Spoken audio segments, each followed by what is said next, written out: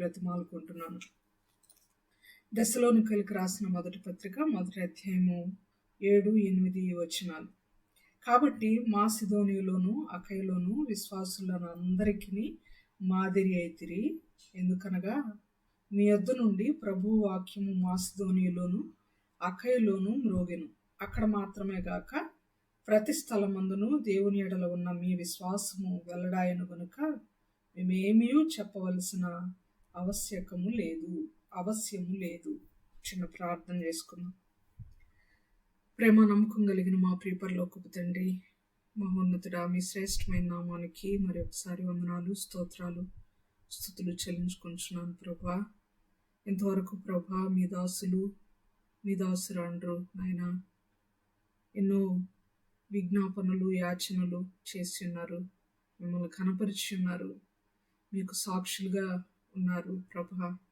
అన్నీ మీరు ఆలకించి ఉన్నారని నమ్ముచున్నాం ప్రభా. మీకు స్తోత్రములు అయ్యా. నన్ను దయచేసి ఇది నన్ను మన్నించమని ప్రార్థిస్తున్నాను నాయనా. మరి సమయానికి హాజరు కాలేకపోయాను, నన్ను క్షమించండి ప్రభా. అయ్యా, బలహీనంగా ఉన్నాను, మీ బలమును దయచేయండి. నన్ను మీ సిలువ చాటును మరుగుపరిచి నాతోనూ మాతోనూ మీరు మాట్లాడండి. మేము ఈ వాక్యాన్ని నేర్చుకోబోతున్నాం ప్రభా. మా హృదయంలో భద్రం చేసుకోవాలనుకుంటున్నాం. ఈ వాక్యాన్ని నేర్చుకుని ఈ వాక్యం ప్రకారం బ్రతకాలని ఆశపడుచున్నాం అయినా. మీరే మాకు శక్తిని, భక్తిని దయచేయమని ప్రార్థిస్తున్నాం. వచ్చిన ప్రతి బిడ్డను పేరు పేరున జ్ఞాపకం చేసుకోండి. వారందరి అవసరతలను మీ సమృద్ధిలో నుండి తీర్చండి. ప్రతి ఒక్కరి హృదయాలను, ప్రాముఖ్యంగా మా అందరి హృదయాలను మీ చేతులకు అప్పగించుకొంచును అయ్యా. మా హృదయాలను మీ ఆధీనంలో ఉంచుకొని మా హృదయముల నిండా మీ వాక్యమును నింపి ప్రభా ఆత్మీయంగా మమ్మల్ని బలపరచమని, ఈనాటి వాక్యం యొక్క ప్రాముఖ్యతను మేము ఎరుగులాగున మాకు అవగతం చేయమని సమస్తాన్ని మీ చేతుల్లో పెట్టుకుంటూ మా ప్రభును మీ ప్రియ కుమారుడైన యేసుక్రీస్తు వారి శ్రేష్టమైన నామములో మిక్కిలి వినయముతో ప్రార్థించి బ్రతిమాలి అడిగి వేడుకొంచున్నాము తండ్రి, ఆమేన్. వచ్చిన ప్రతి ఒక్కరు కూడా నా హృదయపూర్వక వందనాలు తెలియజేస్తున్నాను ప్రియులారా. ఈరోజు వాక్య భాగము, ఈరోజు మనం చదువుకున్నటువంటి వచనం అంతా మనం వివరించుకోబోట్లేదు, కానీ మాసిదోనియలోను అకయలోను వాక్యము మీ యొద్ద నుండి మ్రోగింది అని దెస్సలోనిక సంఘంతో పౌలు గారు మాట్లాడుతున్నారు. వాక్యము మ్రోగింది మీ వలన అనేటువంటి మాటలు మాత్రమే ఈరోజు మనం ధ్యానం చేద్దాం. వాక్యము మ్రోగింది అనే పదమే చాలా గంభీరమైన పదంగా మనకు అర్థమవుతుంది. మ్రోగింది అనే పదాన్ని కొంచెంసేపు మనం డైలమాలో లేక కొంచెంసేపు పాజ్ చేస్తే, కొంచెంసేపు పక్కన ఉంచితే ఫస్ట్ అసలు వాక్యం అంటే ఏంటి అనేది మనము ఆలోచించేద్దాం. అందరం కలిసి యోచన చేద్దాం దీని గురించి. అదేంటి సిస్టర్, వాక్యం అంటే తెలీదా? మనం రోజు వింటుందే వాక్యం, దేవుడే వాక్యం అని మీరు చెప్పొచ్చు. వాక్యం అంటే కూడా తెలియని స్థితిలో మేమైతే లేము అని కూడా మీరు అనుకోవచ్చు. వాక్యం అంటే మీరు ఎరుగుదురని నేను కూడా ఎరుగుదును. మీకు తెలుసు అన్న మాట నాకు తెలుసు, కానీ వాక్యం యొక్క ప్రాముఖ్యత ఎలాంటిదో, వాక్యం అనేది లేకపోతే క్రైస్తవ జీవితం ఎలా నిరర్ధకమైనదో, వాక్యం లేకపోతే మన బ్రతుకులకు పుట్టగతులు లేవు అనేటువంటి అంశాన్ని మనందరం కూడా కలిసి ఒకసారి డిస్కస్ చేద్దాం. వాక్య ప్రకటన అనడం కంటే దీన్ని వాక్య డిస్కషన్ అంటే, వాక్యం గురించి మనం చర్చించుకోవడం అంటే చాలా బాగుంటుంది, నాకు చాలా తృప్తిగా ఉంటుంది అని నేను భావిస్తున్నాను. మీరు మాట్లాడండి, మీకు తెలిసిన విషయాన్ని మీరు నాకు తెలియచేయండి, జవాబుగా చెప్పండి. వాక్యం అంటే ఏంటి? మీకు తెలిసింది మీరు చెప్పొచ్చు. వాక్యము అంటే ఏంటి?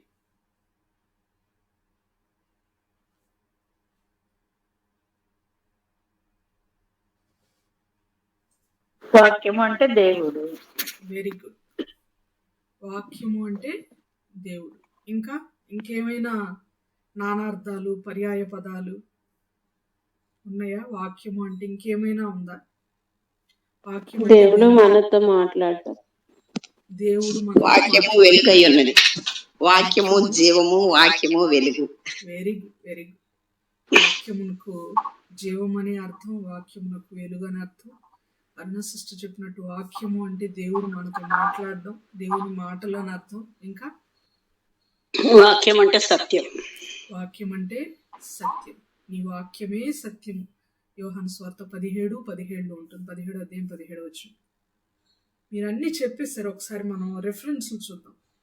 వాక్యం అంటే ఆదికాండం ప్రకారం దేవుడు అనే కాదు, మాట్లాడే దేవుడు అని అర్థం. ఒకసారి నేను చెప్తుండగా మీరు ఓపెన్ చేసి చదివేసేయండి ఫాస్ట్గా, ప్రభు చిత్తం అయితే. ఆదికాండము 15వ అధ్యాయము 1వ వచనం కనుక గమనిస్తే, అబ్రహామునకు వాక్యం ప్రత్యక్షమై మాట్లాడినట్లు మనం చూస్తున్నాం. మాట్లాడే వాక్యాన్ని మనం అక్కడ చూస్తున్నాం. వాక్యానికి నోరున్నట్లుగా మనం చూస్తున్నాం. 4వ వచనం కూడా అదే మనకు తెలియజేస్తుంది.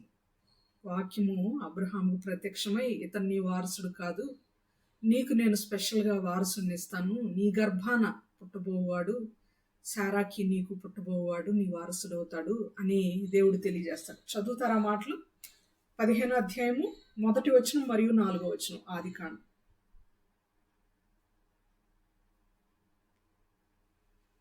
ఇవి జరిగిన తర్వాత యెహోవా వాక్యము అబ్రహామునకు దర్శనమందు వచ్చి, అబ్రహామా, భయపడకుము, నేను నీకు కేడము, నీ బహుమానము అత్యధికముగా ఉన్నవి అని చెప్పెను.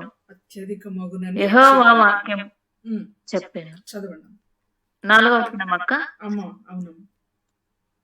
యెహోవా వాక్యము అతని యొద్దకు వచ్చి, అతడు నీకు వారసుడు కాడు, నీ గర్భవాసమున పుట్టబోచున్నవాడు నీకు వారసుడని చెప్పెను. చాలమ్మా, ఇక్కడ చాలు, అంతవరకు చాలు. మొదటి వచనం గమనిస్తే, యెహోవా వాక్యము అబ్రహామునకు దర్శనమందు వచ్చి మాట్లాడుతున్నాడు. అబ్రహామా, భయపడద్దు, నేను నీకు తోడును, కేడెమును, నీ బహుమానం అత్యధికమగును అని చెప్తున్నాడు. 4వ వచనంలో కూడా యెహోవా వాక్యము అతని యొద్దకు వచ్చి, వాక్యము వచ్చేదిగా, ప్రాణము కలిగిందిగా, మాట్లాడేదిగా మనకి 2 వచనాల ద్వారా అర్థమవుతుంది. అంటే మాట్లాడే దేవుడుగా ఈ 2 వచనాలు బట్టి మనకు అర్థమవుతుంది. ప్రకటన గ్రంథంలో 19వ అధ్యాయము 13వ వచనం కనుక గమనిస్తే, యేసుక్రీస్తు వారికి వాక్యము అనే పేరుంది అనేటువంటి మాట మనకి అర్థమవుతుంది. అది కూడా ఫాస్ట్గా చదువుతాం. ప్రకటన గ్రంథము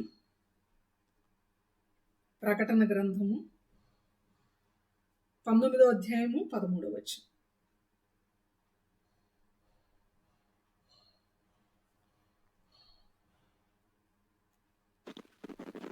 రక్తంలో ముంచబడిన వస్త్రము. రక్తంలో ముంచబడిన వస్త్రము ఆయన ధరించుకొని ఉండెను, మరియు దేవుని వాక్యం అను నామమున ఆయనకు పేరు పెట్టబడి ఉన్నది. చాలు, దేవుని వాక్యము అను నామము ఆయనకు పెట్టబడి ఉన్నది. యేసు ప్రభు వారి గురించి చెప్పబడుతున్నటువంటి మాట ఇది. దేవుని వాక్యము అను నామం అంటే, వాక్యం అంటే దేవుని యొక్క పేరు. దేవుని యొక్క పేరు. ఆదికాండం ప్రకారం వాక్యం అంటే మాట్లాడే దేవుడు, దిగి వచ్చి దర్శనము ఇచ్చే దేవుడు, స్వయంగా మాట్లాడే దేవుడు. ప్రకటన గ్రంథం ప్రకారం వాక్యం అంటే యేసుక్రీస్తుకున్నటువంటి పేర్లలో ఒక పేరు. కానీ క్లియర్గా యోహాను గారు చెప్పారు. యోహాను సువార్త 1వ అధ్యాయం 1వ వచనం మనందరికీ తెలుసు. ఆది యందు వాక్యం ఉండెను, వాక్యము దేవుని యొద్ద ఉండెను, వాక్యమే దేవుడై ఉండెను. ఈ వచనం ప్రకారము వాక్యం అంటే దేవుడే.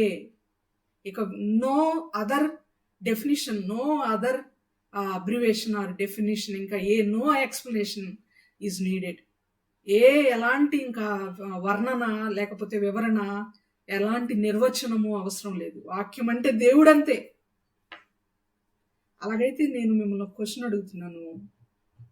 వాక్యం అంటే దేవుడు అన్నప్పుడు మనకి వాక్యం అంటే ఎందుకంత నిర్లక్ష్యం? వాక్యం అంటే ఎందుకు మనకి అంత లెక్కలేనితనం? వాక్యం అంటే ఎందుకు మనం అంత గౌరవించలేకపోతున్నాం? వాక్యానికి ఎందుకు మన దగ్గర స్థానం ఉండట్లేదు? ఎందుకు మనం విలువ ఇవ్వట్లేదు? వాక్యం వినడానికి ఎందుకు వేగిరపడి రావట్లేదు? ఎందుకు వేగిరపడి రావట్లేదు? మనం ఆలోచన చేసుకోవాలి. ఎందుకు రావట్లేదని వచ్చిన వాళ్ళని మిమ్మల్ని క్వశ్చన్ చేస్తే అర్థం లేదు, కానీ రాని వారి గురించి వేదన, వాక్యం వినని వారి గురించి, విననొల్లని వారి గురించి వేదన. ఇప్పటి వేదన కాదు ఇది, ఇప్పటి వేదన కాదు. నాకొక్కదానికి ఉన్న వేదన అంతకంటే కాదు. మన ఆదిమ పితరులు, దేవుడైన యెహోవా తన కుమారుడు యేసుప్రభు వారు 12 మంది శిష్యులు దేవుని బిడ్డలుగా, దేవుని సేవకులుగా బ్రతికిన వారు ఎందరో వాక్యం వినని వారి పట్ల వేదన చెంది గతించిపోయి ఉన్నారు, మరణించారు. ఆ తర్వాత మన టర్న్ వచ్చింది. ఎంతోమంది వాక్యం విననొల్లని వారి పట్ల వేదన కలిగి ఉన్నారు దైవజనులు. అది మనం అర్థం చేసుకోవాలి. వాక్యాన్ని వినేవారిగా మనం ఉండాలి. ఇది మొట్టమొదటి పాయింట్, ఈరోజు మనం నేర్చుకుంటున్నటువంటి పాయింట్. పాయింట్స్గా ఎవరైనా నోట్ చేసుకుంటుంటే దయచేసి మీరు పాయింట్స్ వైజ్ నోట్ చేసుకోండి. వాక్యం అంటే ఏంటి? మొట్టమొదటి పాయింట్, వాక్యం అంటే మాట్లాడే దేవుడు, వాక్యం అంటే దేవుని యొక్క పేరు, వాక్యం అంటే దేవుడే. మొదటి పాయింట్ అది. వాక్యం అంటే ఏమిటి అనేటువంటి మొదటి పాయింట్లో వాక్యం అంటే ఏంటో మనం తెలుసుకున్నాం. ఇంకా మీరు కూడా చాలా చెప్పారు. వాక్యం అంటే వెలుగు, వాక్యం అంటే జీవము, వాక్యం అంటే దేవుని మాటలు, వాక్యం అంటే సత్యము, వాక్యం అంటే మార్గము. ఇవన్నీ కూడా ఈ పాయింట్లో మనం యాడ్ చేసుకోవచ్చు. తర్వాత రెండవ పాయింట్, వాక్యము ఎందుకు మనకి ఇవ్వబడింది? Why this Bible is needed, why God has gifted us, or why the Lord has granted the word of God. ఎందుకు దేవుని యొక్క వాక్యాన్ని దేవుడు మనకు అందజేశాడు, దేవుడు మనకు ప్రసాదించాడు అని కనుక ఆలోచన చేస్తే మనకు వచ్చేటువంటి జవాబులు ఎన్నో ఉన్నాయి. ఫస్ట్ జవాబు, వాక్యాన్ని అనుసరించాలని దేవుడు మనకిచ్చాడు. ఇంతకుముందు నేను చెప్పినటువంటి ప్రభు మహాకృపను బట్టి దేవుడు నా ద్వారా చెప్పినటువంటి మాటల్లో ఒక మాట, వాక్యాన్ని ఎలా చదువుకోవాలి అనేటువంటి ఒక వాక్య భాగంలో చెప్పబడినటువంటి మాట ఏంటంటే, మనం అనుసరించాలంటే ఫస్ట్ అది మనకి ఇవ్వబడాలి.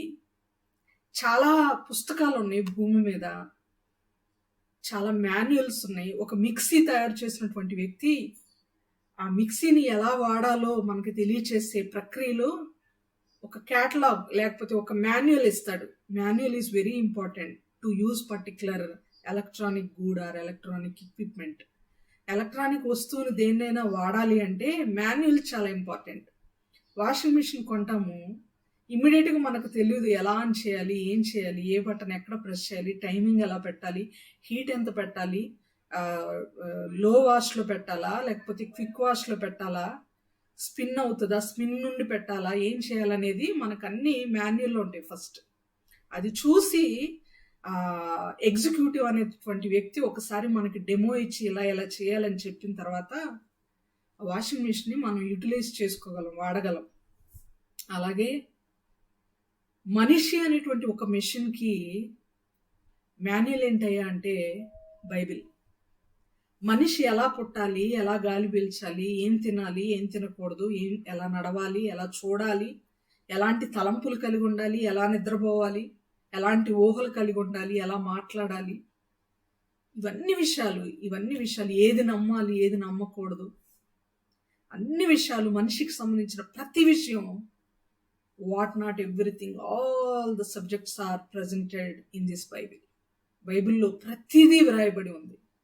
బైబిల్ అనేది మనిషికి మాన్యువల్, బ్రతుకు పుస్తకం అని చెప్పొచ్చు బైబిల్ని. ఈ పుస్తకం లేకపోతే మనకు బ్రతుకే లేదు. ఈ పుస్తకం అంటే ఏంటో కాదు, వాక్యము లేకపోతే మనకు బ్రతుకు లేదండి, మనకు బ్రతుకు లేదు. ఎంత ప్రాముఖ్యమైందయ్యా దేవుని మాట, దేవుని యొక్క మెసేజ్, దేవుని యొక్క మాటలు, దేవుని యొక్క ఉపదేశాలు, కట్టడలు అని కనుక ఆలోచన చేస్తే, అది లేకపోతే, వాక్యం అనేది లేకపోతే వెలుగే లేదు. వాక్యం అనేది లేకపోతే ఏమీ తోచదు మనకి. పుట్టగతులు లేవు అనే మాట ఎందుకు వాడానంటే, ఇక ఈ వాక్యం లేకపోతే మనకు బ్రతుకే లేదు అని అర్థం. కాబట్టి దీన్ని అనుసరించి బ్రతుకుటకు, ఎలా బ్రతకాలంటే ఈ మాన్యువల్ ప్రకారం మనం బ్రతకడానికి ఈ మాన్యువల్, బైబిల్ మాన్యువల్ మనకి ఇవ్వబడింది. అందుకనే కీర్తనల గ్రంథంలో చెప్పబడినటువంటి మాట, మొదటిగా కీర్తనలకు వెళ్ళే ముందు మొదటిగా మనం ద్వితీయోపదేశ కాండంలో ఒక మాట చదువుదాం. 29వ అధ్యాయము 1వ వచనము మరియు 9వ వచనం. టైం వేస్ట్ చేయకుండా ఫాస్ట్గా వెళ్ళిపోదాం ముందుకి. ద్వితీయోపదేశ కాండం 29వ అధ్యాయము 1వ వచనం.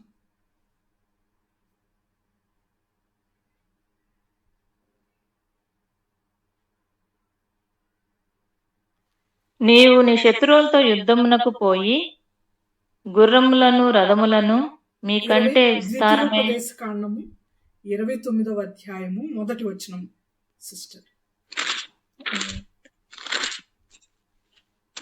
యెహోవా హోరేబులో ఇశ్రాయేలీయులతో చేసిన నిబంధన గాక ఆయన యోయాబు దేశములో వారితో చేయుమని మోయాబు దేశములో వారితో చేయుమని మోషేకు ఆజ్ఞాపించిన నిబంధన వాక్యము ఇవే.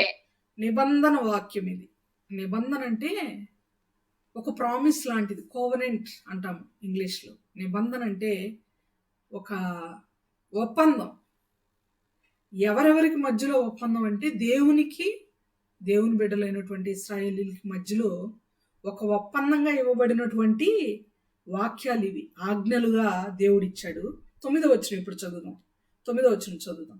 ఎందుకు ఇచ్చాడో ఆ ఒప్పంద పత్రము, లేకపోతే ఆజ్ఞలు, ఆ వాక్యములు ఎందుకు ఇచ్చాడో 9వ వచనం మనకు తెలియజేస్తుంది. అదే అధ్యాయము 9వ వచనం.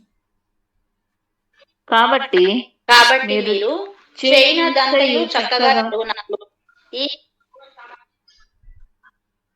కాబట్టి మీరు చేయనదంతయు చక్కగా జరుగునట్లు ఈ నిబంధన వాక్యములను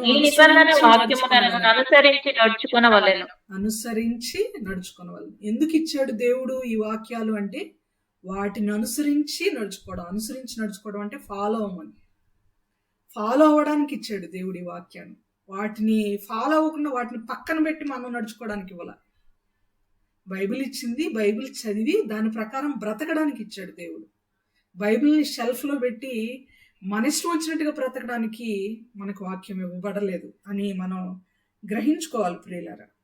ఇక్కడ 9వ వచనంలో ఒక గొప్ప సత్యం కూడా దాగి ఉంది దీనిలో. మీరు చేయునదంతయు చక్కగా జరుగునట్లు. ఈ అనుసరించడం వలన, దేవుడిచ్చిన మాటలు, దేవుడిచ్చిన వాక్యాన్ని అనుసరించి బ్రతకటం వలన ఏం జరిగిద్ది అని ఉందంటే, మనం చేసేదంతా చక్కగా జరిగిద్ది. ఒక్కొక్కసారి ఒకటి మనం చేస్తుంటే మరొకటి జరుగుతూ ఉంటుంది. మనం ఒకటి ఊహిస్తే మరొకటి జరుగుతూ ఉంటుంది.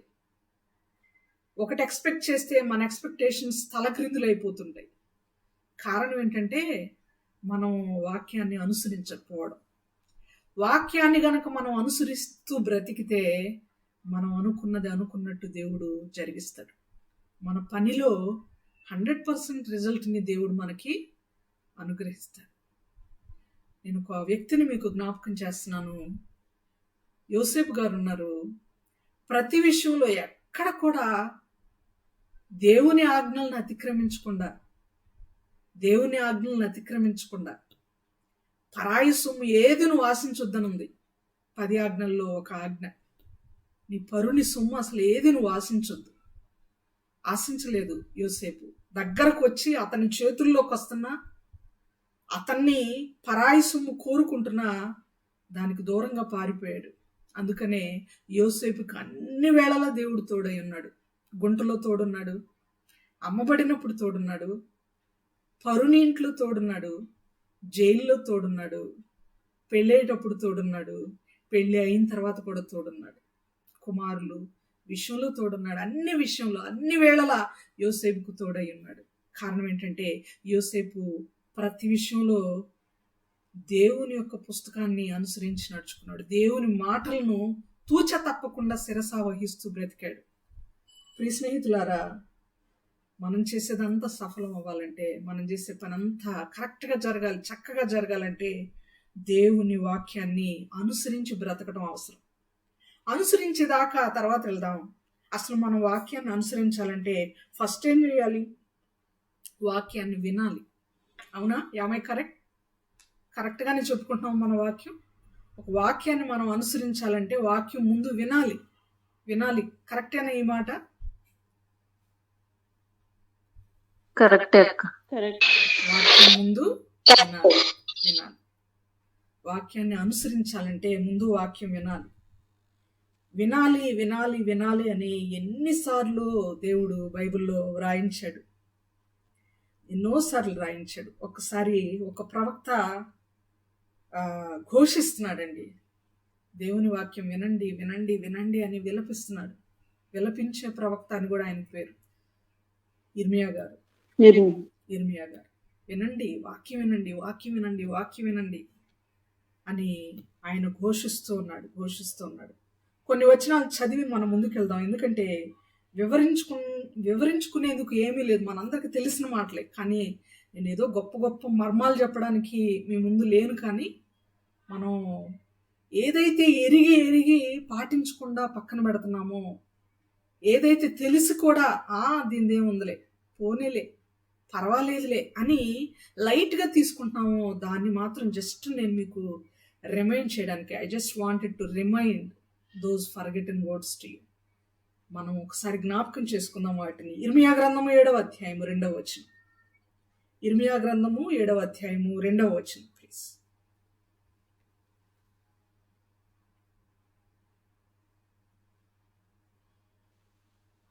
నీవు యెహోవా మందిరము ద్వారమున నిలువబడి ఈ మాట అచ్చటనే ప్రకటింపుము.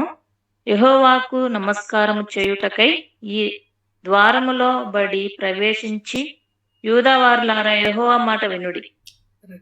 చాలు నాన్న. యెహోవా మాట వినుడి, ఈ ద్వారమందు ప్రవేశించి, ఈ ద్వారములో బడి ప్రవేశించు యూదావారులారా యెహోవా మాట వినండి. ద్వారముందు నిలువబడి, ఏ ద్వారం? చర్చి ద్వారం అవ్వచ్చు, టీవీ ద్వారం అవ్వచ్చు, గూగుల్ మీట్ ద్వారం అవ్వచ్చు, వాట్సాప్ కాల్ ద్వారం అవ్వచ్చు, గృహ కూడిక అనే ద్వారం అవ్వచ్చు. ద్వారం రకరకాల భావాలలో, రకరకాల రూపాలలో ఉన్న ద్వారం మాత్రం ఒకటే. ఆ ద్వారమే మన ప్రభు అయిన యేసుక్రీస్తు. నేనే మార్గమును సత్యమును జీవమునై అన్నాను అన్నాడు. అంతేకాదు, గొర్రెలు ప్రవేశించు ద్వారమును నేనే అన్నాడు యోహాను సువార్తలో. సో ఆయన అనే ద్వారంలోకి మనం ప్రవేశించి ఆయన మాట వినేవారిగా ఉండాలని ఇర్మియా గారు తెలియజేస్తున్నారు. అదే ఇర్మియా గ్రంథము 9వ అధ్యాయము 20వ వచనం చదువుదాం. ఇర్మియా గ్రంథము 9వ అధ్యాయము 20వ వచనం. స్త్రీలారా యెహోవా మాట వినుడి, మీరు చెవియొగ్గి ఆయన నోటి మాట ఆలకించుడి. మీ కుమార్తెలలో రోదమును చేయ నేర్పుడి, ఒకరినొకరు అంగలార్పు విద్య నేర్పుడి. మీ కుమార్తెలకు రోదనము చేయ నేర్పుడి, ఒకరికొకరు అంగలార్పు విద్య నేర్పుడి. స్త్రీలారా యెహోవా మాట వినుడి, చెవియొగ్గి ఆయన నోటి మాట ఆలకించుడి. ఎలా వినాలి? చెవియొగ్గి, మన మనసారా కంప్లీట్గా, సగం విని సగం వినకుండా ఉండవు. ఎవరైనా నన్ను ఏదైనా బాధ పెడుతూ మాట్లాడినప్పుడు నేను ఓర్చుకొని ఒక్కసారిగా నేను కూడా ఏదో ఒకటి అనేసినప్పుడు, నేనన్న మాటలు నాకు గుర్తుంటే కానీ ఎదుటి వాళ్ళు నన్ను ఏమన్నారో నాకు అంత బాగా గుర్తుండదు. అదేంటో కానీ చాలా వీక్ పాయింట్, అది నా వీక్ పాయింట్. అసలు ఎందుకు ఆ డిస్కషన్ వచ్చింది? వాళ్ళేమన్నారు, మీరేమన్నారని ఎవరన్నా నన్ను అడిగితే నేనేమన్నానో నాకు బాగా గుర్తుంటుంది. కానీ నేనేదో ఒకటి లేక రెండు మాటలు అని ఉంటాను. ఎదుటి వాళ్ళు ఒక 10-12 అన్నారనుకోండి, వాటిలో నాకు గుర్తుండవు. ఏంటో తెలియదు అసలు. వాళ్ళు ఏమన్నారంటే పర్టికులర్గా చెప్పగలిగే దాన్ని కాదు. ఎందుకంటే సగం వింటాను, సగం విన్నాను. That's problem with me. వినాలి జాగ్రత్తగా, చెవియొగ్గి ఆలకించి ఉంటే విన్న మొత్తం మనం చెప్పగలం. గలతీ పత్రిక ఎవరు రాశారు, ఎప్పుడు రాశారు, ఎవరికి రాశారు, ఎందుకు రాశారు, దేని గురించి రాశారు, గలతీ పత్రికలో ఎన్ని రకాల వాదనలు ఉన్నాయి, ఇలా టఫా ఎవరైనా మనల్ని అడుగుతున్నారు అనుకోండి, గలతీ పత్రిక వివరణ ప్రతి బుధవారం 7:20 మనం చెవియొగ్గి ఆలకిస్తే ఈ ప్రశ్నలన్నిటికీ జవాబు మన దగ్గర ఉంటుంది, చెప్పగలం మనం.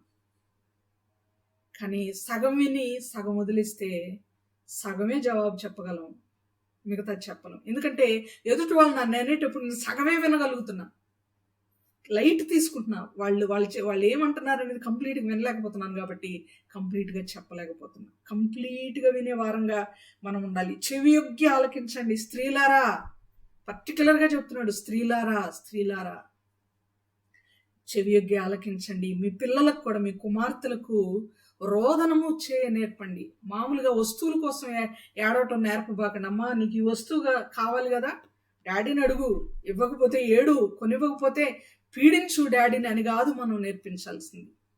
పరమ తండ్రి, పరమ డాడీ అయిన యేసు ప్రభు దగ్గర నీకు కావలసినది నువ్వు అడుగు.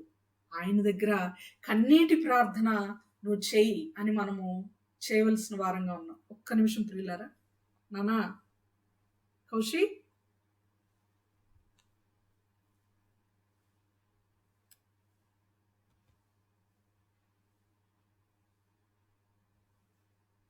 క్షమించండి, ఏదో సమ్ డిస్టర్బెన్స్ వచ్చింది సిస్టంలో, క్షమించండి.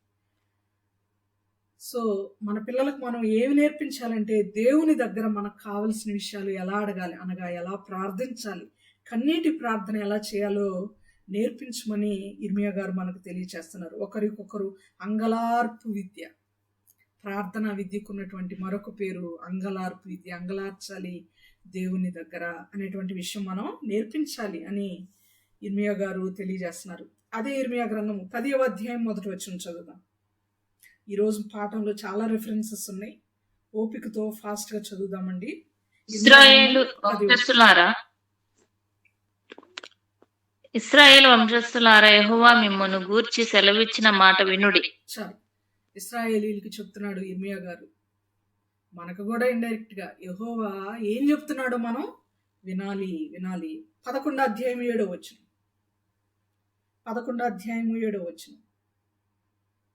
ఐగుప్తులో నుండి మీ పితరులను రప్పించిన దినమును మొదలుకొని నేటి వరకు నేను గట్టిగాను ఖండితముగాను చెప్పుచు వచ్చి తిని, నా మాట వినుడి అని పెందలకాడ లేచి చెప్పుచు వచ్చి తిని. ఐగుప్తు మొదలుకొని, ఐగుప్తులో నుండి మీ పితరులను రప్పించిన దినం మొదలుకొని, అంటే నిర్గమకాండంలో ఉన్న విషయం మొదలుకొని నేటి వరకు ఇర్మియా గ్రంథంలో ఇర్మియా గారు సెలవిస్తున్నటువంటి మాటల దినం వరకు గట్టిగా ఖండితంగా మాట్లాడుతూ వచ్చాడంట దేవుడు.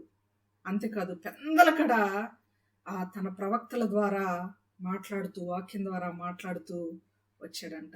పెందలకడ నేను మాట్లాడుతూ వచ్చిన, మీతో మాట్లాడాలని, నా మెసేజ్ మీకు ఇవ్వాలని, నేనేదో మీకు తెలియచేయాలని ఎర్లీ మార్నింగ్, కొంతమంది ఫ్రెండ్స్ అంటుంటారు ఎర్లీ మార్నింగ్ మీతో మాట్లాడాలనిపించింది, అస్సలు మీరు నాకు టైం ఇవ్వట్లేదు, మార్నింగ్ నేను మీకు కాల్ చేశాను. రాధిక అని ఒక ఫ్రెండ్ ఉంది నాకు. తనకు బాగా బాధ కలిగినప్పుడు, actually she is non Christian, కానీ యేసుప్రభు అంటే చాలా ఇష్టం. తన గృహంలో రెగ్యులర్గా ప్రేయర్ జరిపించుకుంటూ ఉంటుంది. ఒక 11 weeks తన గృహంలో ప్రేయర్ జరిగించాలని తను కోరింది. అన్ని విషయాల్లో చాలా చాలా మాదిరికరంగా ఉంటుంది. మంచి మాట తీరు, ప్రవర్తన తీరు, అన్ని విషయాల్లో చాలా పర్ఫెక్ట్గా ఉంటుంది. తను అంటూ ఉంటుంది ఏమనంటే, చాలా మిస్ అయ్యాను మిమ్మల్ని, మీతో మాట్లాడాలనిపించి, అసలు ఫస్ట్ మీ ప్రేయర్ టైం ఎప్పుడైపోతుందా, మీతో మాట్లాడాలి, ఈ విషయం మీతో చెప్పాలి, మీతో షేర్ చేసుకోవాలని నేను వెయిట్ చేస్తూ ఉన్నాను అని మాట్లాడుతూ ఉంటుంది. నేను ఎందుకు ఈ మాటలు చెప్తున్నానంటే ఆమెనేదో పొగడాలని కాదు, లేకపోతే ఆమె నా స్నేహితురాలని, లేకపోతే నాతో మాట్లాడడానికి షీ ఈజ్ ఈగర్లీ వెయిటింగ్ అని తెలియజేయడానికి కాదు.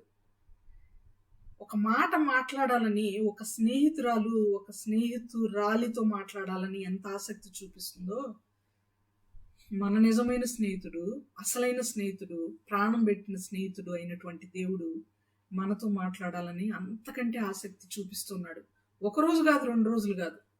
రాధికైతే 1 రోజు 2 రోజులో నా కోసం వెయిట్ చేసి ఉంటుందేమో నాతో మాట్లాడడానికి. దేవుడైతే పెందలకడ మాట్లాడడానికి అనుదినము కొంతకాలంగా కొన్ని వందల సంవత్సరాలుగా ఐగుప్తుకి వెళ్ళిన కాలం మొదలుకొని ఇర్మియా గ్రంథం రాయబడే కాలం వరకు కూడా ఆయన మాట్లాడుతున్నాడు. అప్పటి వరకు మాత్రమేనా? ఇప్పుడు కూడా హెబ్రీ పత్రిక 1వ అధ్యాయం 1వ వచనం చూస్తే అప్పుడు ఆ విధంగా మాట్లాడిన దేవుడు ఇప్పుడు కుమారుని ద్వారా, అప్పుడు తండ్రి ద్వారా వాక్కు ద్వారా మాట్లాడిన దేవుడు, ప్రవక్తల ద్వారా మాట్లాడిన దేవుడు ఇప్పుడు కుమారుని ద్వారా ఈ కాలంలో మాట్లాడుతున్నాడు అనేటువంటి మాటలు హెబ్రీ 1:1 మనం చూస్తాం. ఇప్పుడు కూడా దేవుడు మాట్లాడుతున్నాడు, వెయిట్ చేస్తున్నాడు మనతో మాట్లాడడానికి. ఆయన మనతో మాట్లాడడానికి వెయిట్ చేయడమే వాక్యము మనకి తన బిడ్డల ద్వారా బోధించడం ప్రియులారా. అది మనం వినాలి. ఆయన పెందలకడ మాట్లాడడానికి సిద్ధపడి ఉంటే వినడానికి పెందలకడ మనం సిద్ధపడుతున్నామా? వినడానికి మనం పెందలకడ అళ్ళీగా రెడీగా ఉంటున్నామా లేదా అని మనలను మనం పరిశీలన చేసుకుందాం ప్రియులారా. ఇర్మియా గ్రంథంలోని చివరి వచనం 11వ అధ్యాయం 3వ వచనం. ఇర్మియా గ్రంథము 11వ అధ్యాయము 3వ వచనం. ఇశ్రాయేలీల దేవుడైన యెహోవా సెలవిచ్చినదేమనగా, ఈ నిబంధన వాక్యములను విననొల్లని వాడు శాపగ్రస్తుడగును. ఇప్పటిదాకా వినండి అని చెప్పాడు. వినకపోతే శాపం ఉంది అని చెప్తున్నాడు. ఎలాంటి శాపం అంటే దినవృత్తాంతం 2వ గ్రంథం 36వ అధ్యాయం 16వ వచనంలో చూడండి. ఎలాంటి శాపము? దినవృత్తాంతంలో 2వ గ్రంథం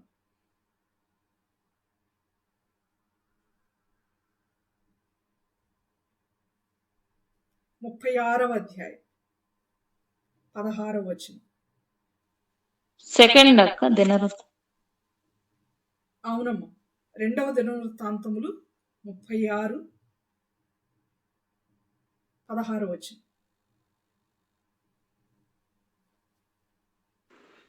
వారు దేవుని దూతలను ఎగతాళి చేయుచు, ఆయన వాక్యములను తృణీకరించుచు, ఆయన ప్రవక్తలను హింసించుచు రాగా, నివారింపబడిన శక్యము కాకుండా యెహోవా కోపము ఆయన జనుల మీదికి వచ్చెను. ఏం చేశారు వీళ్ళు? దేవుని వాక్యాన్ని తృణీకరించారంట, నెగ్లెక్ట్ చేశారు, నిర్లక్ష్యం చేశారు, పక్కన పెట్టేసేసారు. ఏం జరిగింది? దేవుని కోపము ఆ జనుల మీదకి వచ్చింది, ఆయన జనుల మీదకి వచ్చింది. ఎలా వచ్చింది? నివారింప శక్యము కాకుండా. ఏమాత్రం ఎవ్వరు కూడా దాన్ని ఆపలేరు, దాన్ని తొలగించలేరు. ఆ విధంగా దేవుని కోపం మన మీదకి వస్తుంది. వాక్యం మనం వినకపోతే, వాక్యాన్ని మనం తృణీకరిస్తే, వాక్యాన్ని పెడచెవిన పెడితే దేవుని కోపానికి, దేవుని ఉగ్రతకు మనం పాత్రులమవుతామని వాక్యం మనకు తెలియజేస్తుంది ప్రియులరా. వాక్యం మనకి తెలియజేస్తుంది. అంతేకాదు ఇర్మియా గ్రంథం 11:3 నిబంధన వాక్యము అని అంటున్నాడు. నిబంధన అంటే కోవనెంట్ అని మనం మాట్లాడుకున్నాం.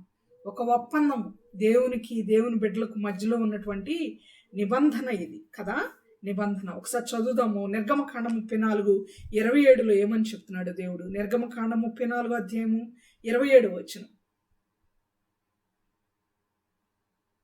మరియు యెహోవా మోషేతో ఇట్లా నేను ఈ వాక్యములను వ్రాసికొనుము, ఏలయనగా ఈ వాక్యమును బట్టి నేను నీతితో ఇశ్రాయేళ్లతోనూ నిబంధన చేసుకుని ఉన్నాను. ఎవరితో నిబంధన చేసుకున్నాడంట?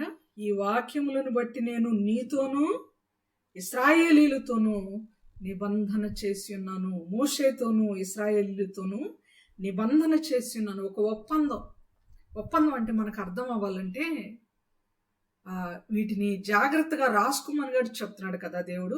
జాగ్రత్తగా వ్రాసికొనుము.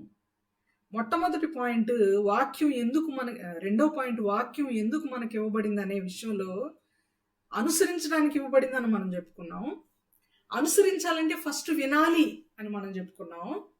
తర్వాత వినడం మాత్రమే కాదు, రాసుకోవాలని ఈ విషయం మనకు తెలియజేస్తుంది. నిర్గమం 34:27 రాసుకోవాలి. ఎందుకంటే ఇది నిబంధన వాక్యం కాబట్టి. ఒక్కొక్కసారి ఒప్పంద పత్రాలు రాసుకుంటూ ఉంటారు. విడాకులు తీసుకునేటప్పుడు, ఆస్తులు రాసుకునేటప్పుడు, రిజిస్ట్రేషన్ అయ్యే ముందు ఒప్పంద పత్రం అని కొన్ని రాయిస్తూ ఉంటారు. ఆ ఒప్పంద పత్రాలు లేకపోతే రిజిస్ట్రేషన్లో ఏవైతే రాసుకున్నారో రాతపూర్వకంగా వాటిని మనం చాలా జాగ్రత్తగా సేవ్ చేసి పెట్టుకుంటాం, ప్రిజర్వ్ చేసి పెట్టుకుంటాం. ఎందుకని? ఆ పత్రం అనేది మన దగ్గర లేకపోతే ఆ ఆస్తి ఎవరిది అనేది ఎవరికీ అర్థం కాదు. మీ నాన్నగారు మీకు 1 ఎకరం పొలం రాసిచ్చారనుకోండి, వాళ్ళ తోబుట్టువులు లేకపోతే నాన్నగారి యొక్క తోబుట్టువులు ఆస్తిలో భాగం మాకు కూడా ఉందని వచ్చారనుకోండి, లేదు లేదు మా నాన్నగారు ఇది కంప్లీట్గా నా పేరు మీద రాశారని నువ్వు మాట్లాడితే సరిపోదు. ఆ ఒప్పంద పత్రం ఏదైతే ఉందో, రాతకోతలు జరిగిన పత్రం ఏదైతే ఉందో అది నువ్వు చూపించాలి. అది చాలా భద్రంగా ఉండాలి నీ దగ్గర. ఖచ్చితంగా ఉంటుంది కూడా మన దగ్గర. ఎందుకంటే అది ఆస్తి కదా. ఎందుకంటే ఈ లోకానికి సంబంధించిన ఒక డబ్బు, ధనము ఒక ధననిధి లాంటిది కదా, ఆస్తి కదా, ఖచ్చితంగా భద్రం చేసుకుంటాం. కానీ ఏ ఆస్తి ఈ యొక్క వాక్యముతో సరికాదండి. ఏ ఆస్తి కూడా మన దగ్గర ఉన్నటువంటి దీనితో ఏ ఆస్తి కూడా సమానం కానే కాదు. మీరు గుర్తుపెట్టుకోండి. మీ ఫాదర్స్ లేకపోతే మీ హస్బెండ్స్ లేకపోతే మీ వైఫ్ ఎవరైనా కానీ ఎంతైనా సంపాదించనివ్వండి, మీ దగ్గర ఇది లేకపోతే సంపాదన అంతా వేస్టే. వాక్యం అనేది మన దగ్గర లేకపోతే మన బ్రతుకుకి పుట్టగతులుండవు అని ఈ మాట చెప్పడానికి నేను పదే పదే ఇష్టపడుతున్నాను. ఎందుకంటే వాక్యము మిగుల వెలగలిగినటువంటి మణుల కంటే, మాణిక్యాల కంటే, బంగారం కంటే, అపరంజి కంటే, అన్నిటికంటే కూడా శ్రేష్టమైనది. అలాంటి దాన్ని దేవుడు రాసి ఉంచుకోమని చెప్తున్నాడు. ఎంతమందికి ఉంది మనలో ఈ అలవాటు? వాక్యం చెప్పబడుతున్నప్పుడు వాక్యాన్ని రాసుకునే అలవాటు మీకుంటే ఎవరికైనా సంతోషంగా, గర్వంగా, అతిశయపడుతూ మీ యొక్క స్పీకర్ ఆన్ చేయొచ్చు. నాకుంది వాక్యం చెప్పబడేటప్పుడు రాసుకునే గుడ్ హ్యాబిట్ నాకుంది. Very good sister. నాకుంది సిస్టర్. వెరీ నాకుంది సిస్టర్. Thank you. చాలా ఇష్టం నాకు. వెరీ గుడ్ అమ్మా, వెరీ గుడ్, వెరీ గుడ్. నేను ఎప్పుడు చెప్తుంటాను, న్యూటన్ బాబు అంకుల్ అని, ఆయన ప్రజెంట్ ఇంటర్నేషనల్ స్పీకర్. దేశాంతరాలు కూడా వెళ్ళి ఆయన వాక్య పరిచర్య జరిగిస్తుంటారు. నేను చిన్నపిల్లప్పుడు బ్రదరన్ సహవాసానికి, క్రిస్టియన్ బ్రదరన్ అసెంబ్లీ చేరాల వచ్చి ఆయన వాక్య పరిచర్య జరిగించినప్పుడు ఆయన కర్చీఫ్స్, ఆయన సాక్స్, ఆయన బట్టలన్నీ అడిగి తీసుకుని నేను వాష్ చేసేదాన్ని, ఆయనకి పక్కనే ఉండి పరిచర్య చేసేదాన్ని అని పలుమార్లు వాక్యం చెప్పేటప్పుడు నేను పంచుకోవడం జరిగింది సంతోషంతో. ఆయనకున్నటువంటి ఒక గొప్ప అలవాటు, ఆయన దగ్గర నుండి నేను నేర్చుకున్నటువంటి గొప్ప అలవాటు అంత మాత్రమే కాదు, నా తల్లి, నా తండ్రి దగ్గర నుండి నేను నేర్చుకున్నటువంటి ఒక మంచి అలవాటు ఏందంటే, వాక్యం చెప్పేవాళ్ళు, బాగా వాక్యం చెప్పేవాళ్ళు అనుకోండి, జనరల్గా వారికి ఉన్నటువంటి అలవాటు ఏంటంటే వేరే వాళ్ళు వాక్యం చెప్పేటప్పుడు రాసుకోరు. నాకంటే బాగా చెప్తారా ఏంటి వీళ్ళు వాక్యం, వాళ్ళు చెప్పేది నేను రాసుకోవడం ఏంటి అనే భావంతో రాసుకోరు. స్టైల్గా కూర్చుంటారు, బైబిల్ ఓపెన్ చేసి వింటూ ఉంటారు, గమనిస్తూ ఉంటారు వాక్యాన్ని, అంతే, రాసుకోరు. కానీ మా నాన్నగారైనా మా అమ్మగారైనా, నా ఆత్మీయ తండ్రి, ఎన్నో విషయాలు నేను ఆయన దగ్గర నేర్చుకున్నాను. న్యూటన్ బాబు అంకుల్ గారైనా, వారి దగ్గర నుండి నేను నేర్చుకున్న విషయం, ఏ చిన్న దైవజనుడు బోధించిన, ఈవెన్ సండే స్కూల్ పిల్లలు వాక్యం చెప్తున్నా పేపరు, పెన్ను, పుస్తకం తీసుకొని బుద్ధిగా రాసుకోవడం. అంకుల్ ఎంత గొప్ప దైవజనుడు, ఎంత గొప్ప స్పీకర్ అంటే, మీరు టీవీలో ఎన్నో మెసేజెస్ ఉన్నవి ఆయనవి, మీరు ఫేస్బుక్లో కూడా చూడొచ్చు. న్యూటన్ బాబు, ఎంసీ న్యూటన్ బాబు అనేటువంటి డివైస్, అనేటువంటి ఐడితో ఫేస్బుక్లో కూడా మీరు వినొచ్చు. బ్రదరన్ అసెంబ్లీలో ఎంతో విరివిగా నెలలో 31 డేస్ ఆయనకి వాక్య పరిచర్య, వేరే ప్రాంతాలు తిరుగుతూనే ఉంటాడు ఆయన. ఇంట్లో ఉండేది చాలా తక్కువ. వారి యొక్క వాక్యాలు మీరు ఎప్పుడైనా అవకాశం ఉంటే వినడానికి ప్రయత్నం చేయండి. ఆయనలో ఉన్న గొప్ప గుణం, ఎన్నో పుస్తకాలు రాశారు ఆయన ఎవ్వరు వాక్యం చెప్తున్నా బుద్ధిగా నోట్స్, పెన్ను తీసుకొని రాసుకుంటారు. ఆయన ఏ మీటింగ్ అటెండ్ అయినా ఆయన మెసేజ్కి ముందు వేరే స్పీకర్ ఎవరైనా మాట్లాడుతున్నా ఆయన నోట్ చేసుకుంటూ ఉంటారు. ఎందుకంటే ఆయన ఎవరో చెప్తున్న వాక్యం అని కాదు. ఆయన కంటే తక్కువ వాళ్ళు బోధిస్తున్నారా, ఎక్కువ వాళ్ళు బోధిస్తున్నారా, జ్ఞానవంతంగా బోధిస్తారా, అజ్ఞానవంతంగా బోధిస్తారా, వాటిని నోట్ చేసుకుందాం, జ్ఞానంగా బోధిస్తే నోట్ చేసుకుందాం, లేకపోతే మనకు అవసరం లేదని కాదు. బోధించే వ్యక్తి ఎవరైనా ఆ బోధనలో ఉన్నటువంటి వాక్యము ఒక నిబంధన వాక్యం అని దేవుడు చెప్తున్న మాట అదే. ఇర్మియా 11:3 నిబంధన వాక్యం, ఇది నిబంధన వాక్యం. నిబంధన వాక్యము అది ఒప్పంద పత్రం కాబట్టి రాసుకోవడం మాత్రమే కాదు, భద్రం చేసుకోవాలంట. భద్రం చేసుకోవాలి. ఆస్తికి సంబంధించిన రాతకోతలతో కూడినటువంటి ఆ రిజిస్ట్రేషన్ పత్రాలను, పట్టా కాగితాలను మనం ఎలా దాచుకుంటామో అంతకంటే భద్రంగా వాక్యాన్ని మనం దాచుకోవాలి. ప్రియులారా, దాచుకుంటున్నామా? అసలు రాసుకుంటున్నామా? రాసుకోవాలంటే ముందు వింటున్నామా? వినాలి అంటే వాక్యానికి ఇందాక చదువుకున్నాం కదా, ద్వారము యొద్ద కాచుకుని యెహోవా మాట ఆలకించండి. ద్వారము దగ్గరికి ఎంటర్ అవుతున్నామా అని మనల్ని మనం పరిశీలన చేసుకున్నాం. ఒకవేళ ఎన్నాళ్ళు ఇవి చేయకపోతే, ఇవన్నీ బేసిక్స్. ఈ వాక్యం చెప్పడానికి నిజంగా పౌలు గారు ఎందుకన్నారు ఆ మాట అనేది నాకు ఇప్పుడు అవగతం అవుతుంది. ఇంతకు ముందు కూడా అర్థమైంది, కానీ ఎక్కువ ఎక్స్పీరియన్స్ అవుతుంది. అన్నం చేత మిమ్మల్ని బలంగా నేను తయారు చేయాలనుకుంటున్నాను, కానీ మీరు ఇంకా పాలే తాగుతున్నారు అన్నట్లుగా. మనం ఇంకా క్రైస్తవ మూల పాఠాలను నేర్చుకునే వారంగా ఉండకూడదు ప్రియులరా. మన వయసు చాలా ఎక్కువే.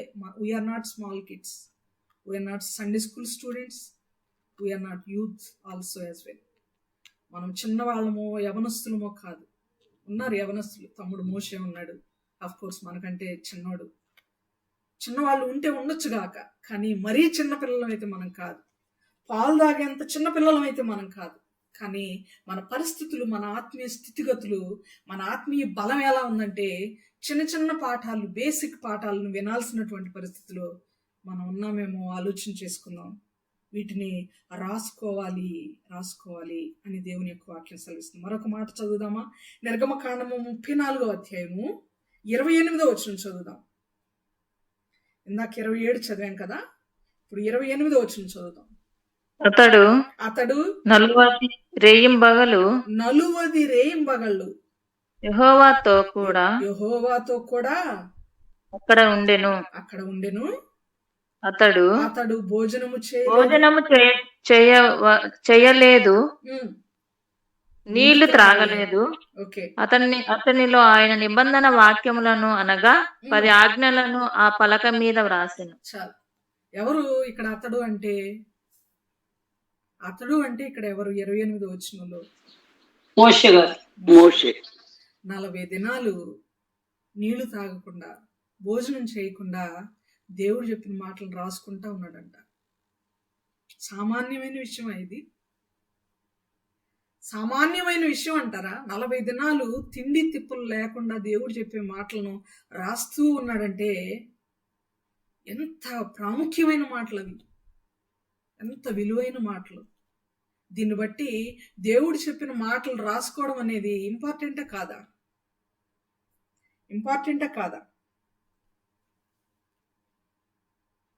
మాట్లాడాలి. బైబిల్ డిస్కషన్ అన్నాను కదా, మనం మాట్లాడుకుందాం. దేవుని యొక్క వాక్యం చెప్పబడుతున్నప్పుడు రాసుకోవడం అనేది ఇంపార్టెంట్ ఆర్ నాట్ ఇంపార్టెంట్?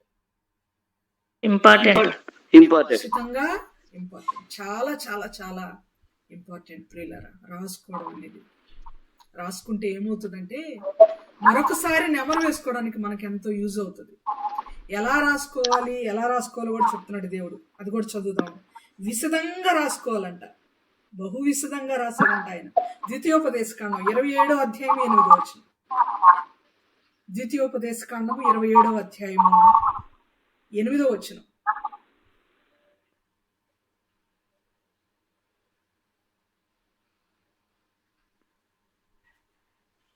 ఈ వీధికి సంబంధించిన వాక్యములన్నిటినీ ఆ రాళ్ల మీద బహు విషాదముగా వ్రాయవలెను. చాలు. ఈ విధికి సంబంధించిన వాక్యములన్నిటినీ ఆ రాళ్ల మీద బహు విశదముగా వ్రాయాలి. రాసుకునేటప్పుడు ఎలా రాసుకోవాలండి? కొంతమంది రాస్తారు, వాళ్ళు రాసిన వాళ్ళకే అర్థం కాదు. ఏంటిది నువ్వు రాసి ఈ నోట్బుక్ మీద ఏదో రాసావు కదా, ఇది నీ హ్యాండ్ రైటింగ్, ఏంటిది అని అంటే వాళ్ళే చెప్పలేరు తర్వాత చదివినప్పుడు. అమ్మ దెబోరమ్మ కొంచెం మైక్ కొంచెం ఆఫ్ చేయండి అమ్మా, రీసౌండ్ వినబడుతుంది. థ్యాంక్ యూ అమ్మా. వాళ్ళు రాసింది మీరే కదా ఇది రాసింది. ఇదేంటి అని అంటే వాళ్ళు రాసింది వాళ్ళు తెలియచేయలేరు, చదవలేరు. ఎందుకంటే వివరణ ఉండదు, విశదం ఉండదు, వివరణాత్మకంగా రాసుకోవాలి, అర్థమయ్యే విధంగా విశదంగా రాసుకోవాలి. వాక్యం వినాలి, వాక్యం చదువుకోవాలి, అంతేకాదు వాక్యాన్ని అనుసరించి బ్రతకాలి. అనుసరించాలంటే ఫస్ట్ వినాలి, వినడం మాత్రం కాదు, రాసుకోవాలి. ఎలా రాసుకోవాలంటే విశదంగా రాసుకోవాలి. విని రాసుకుంటే సరిపోతుందా? పుస్తకాలు రాసుకుంటూ ఫిల్ చేసుకుంటూ నింపుకుంటూ వెళ్తే సరిపోతుందా అంటే నో. బైబిలే చెప్తుంది విన్నదాన్ని గుర్తు పెట్టుకోవాలి అని కూడా. అది కూడా చదువుదాం. కీర్తనల గ్రంథము 119వ కీర్తన, ఎజ్రా గారు రాసినటువంటి 119వ కీర్తన 11వ వచనంలో ఆయన ఏమంటున్నాడో చూద్దాం. అద్భుతమైన కీర్తన అండి 119వ కీర్తన.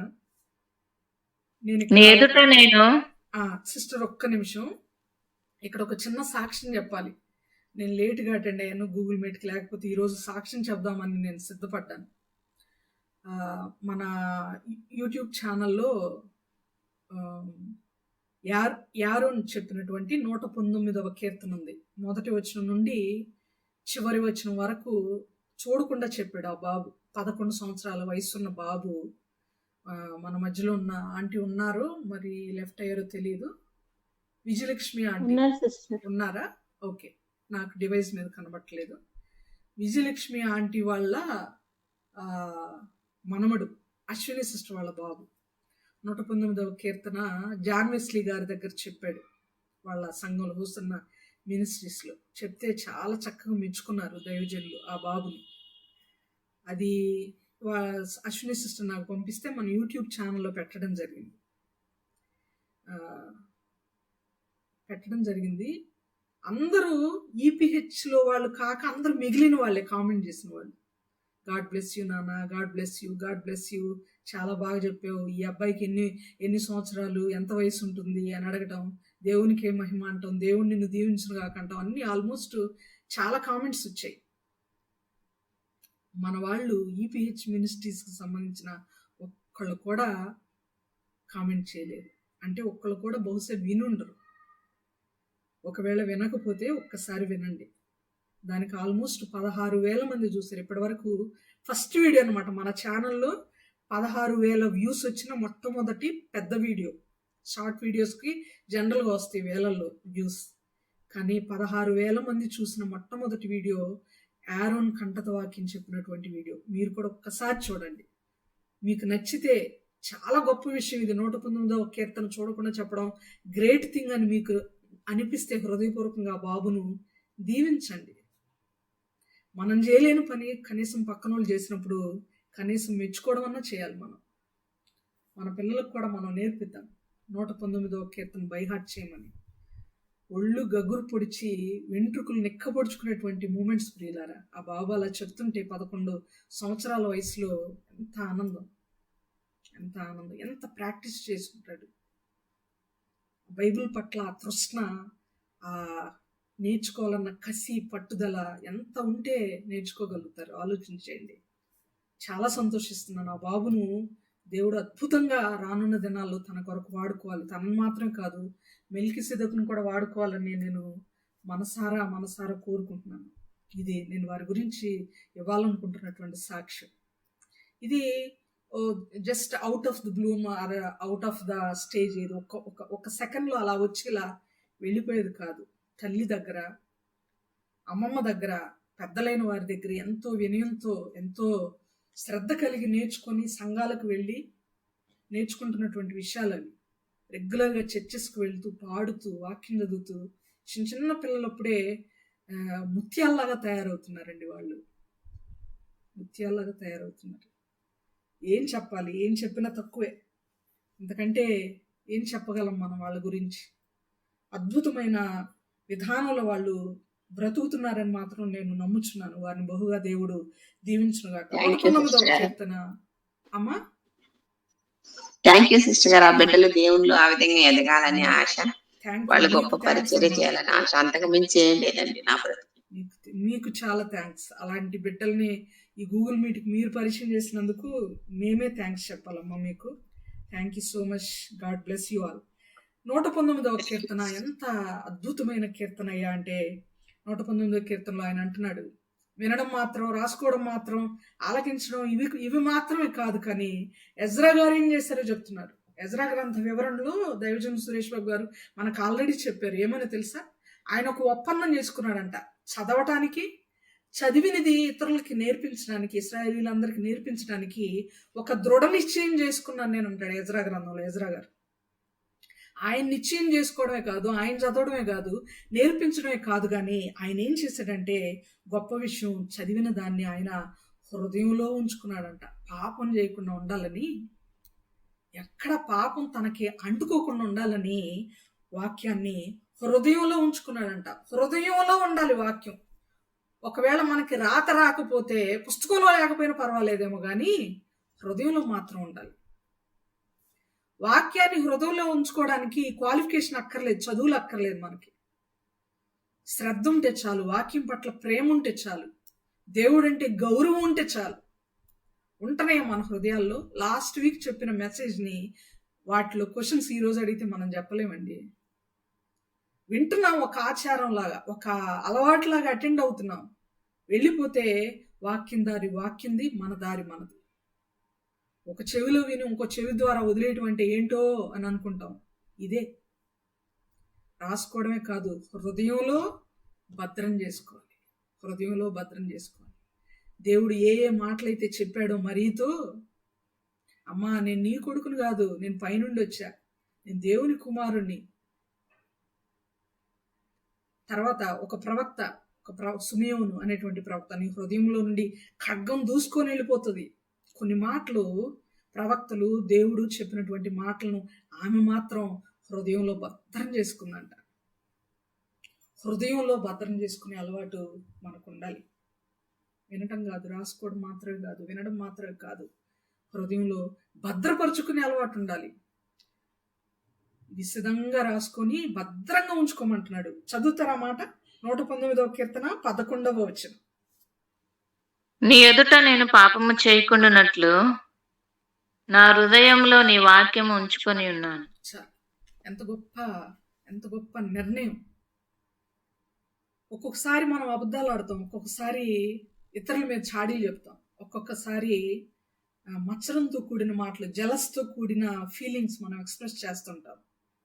క్రైస్తవులమైన మనమే, అన్ని వాక్యం ఎరిగిన మనమే ఒక్కొక్కసారి ఇలాంటి మిస్టేక్స్ చేస్తాం. కారణం ఏంటో తెలుసా? వాక్యం ఎరుగుదుము కానీ హృదయంలో దాన్ని భద్రం చేసుకో. ఆ వాక్యాన్ని భద్రం చేసుకోకపోవడం వల్ల వచ్చే నష్టాలు ఏంటంటే చిన్న చిన్న పొరపాట్లు, చిన్న చిన్న లోపాలు, చిన్న చిన్న పాపాలు, ఇంకా ఇంకా ఇంకా వాటిలో ఆ బురదలో ఇంకా దొరుకుతూనే ఉంటాం. పందిని బయటికి తీసుకొచ్చి ఎంత శుభ్రంగా కడిగినా, బంగారపు ముక్కు కమ్మిని దానికి పెట్టినా మరలా వెళ్ళి బురదలోనే దొర్లుతుందంట, పొరులాడుతుందంట. ఎందుకంటే దాన్ని విడిచిపెట్టనోళ్ళది, అది దానికి అలవాటైపోయింది, ఆ బురదకి అప్పగించబడింది, అది తనను తాను సరెండర్ చేసేసుకుంది. అలాగే అందరూ కాదు, కొందరు దేవుని బిడ్డలు ఏం చేస్తారంటే, ఎంత వాక్యం విన్నా, ఎన్ని బోధనలు విన్నా, ఎంత ఎంత ఎంతగా దేవునిలో బ్రతుకుతున్నా కూడా ఒక్కొక్కసారి భ్రష్టత్వానికి అప్పగించబడతారు. బైబిల్ చెప్పే మాటలు, నా సొంత మాటలు కాదు. ఆ లోపాల నుండి, ఆ మిస్టేక్స్ నుండి తమను తాము సరి చేసుకోలేని పరిస్థితుల్లో ఉంటూ ఉంటారు. ప్రియులారా, హృదయమందు ఉంచుకొని ఉన్నాను అంటున్నాడు. హృదయమందు. కీర్తనకారుడు దావీదు గారు కూడా ఆయన అంటాడు, యవనస్తులు దేని చేత తమ నడతను శుద్ధిపరచుకుందరు, నీ వాక్యమును జాగ్రత్తగా చదువుకోవడం వల్లే కదా. జాగ్రత్తగా ఒకసారి చదువుతా. అది కూడా 119వ కీర్తన 9వ వచనం. 119వ కీర్తన 9వ వచనం.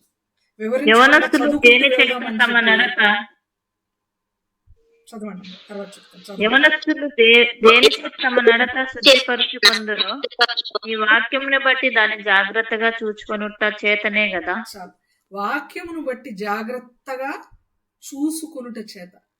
ఇందాక దాచుకోవడం చూసాం వాక్యాన్ని, ఇప్పుడు చూసుకోవడం చూస్తున్నాం. ఎజ్రా గారు వాక్యాన్ని హృదయంలో భద్రంగా దాచుకుంటే, భద్రంగా ఉంచుకుంటే, దావీదు గారు అంటున్నారు వాక్యాన్ని యవనస్తులు చూసుకోవాలంటే సరి చూసుకోవాలి అని అర్థం. టాలీ చేసుకోవాలి. భద్రంగా ఉంచుకోవడం మాత్రమే కాదు, వాక్యాన్ని టాలీ చేసుకోవాలి. ఫర్ యువర్ కైండ్ ఇన్ఫర్మేషన్, వాక్యం లైన్లోనే ఉన్నాం మనం అని నేను అనుకుంటున్నాను. వాక్యం అంటే ఏంటి? మొదటి పాయింట్, వాక్యం మనకి ఎందుకు ఇవ్వబడింది అనేటువంటి దానిలో మనం వరుసను చూస్తున్నాం. వినడానికి ఇవ్వబడింది, ఆచరించడానికి, రాసుకోవడానికి, భద్రం చేసుకోవడానికి, విశదంగా రాసుకోవడానికి. అంతేకాదు ఆ లైన్లో ఆ వాక్యాన్ని మన జీవితానికి టాలీ చేసుకొని మన జీవితాన్ని శుద్ధి చేసుకోవడానికి, నడతను, ప్రవర్తన శుద్ధి చేస్తుంది.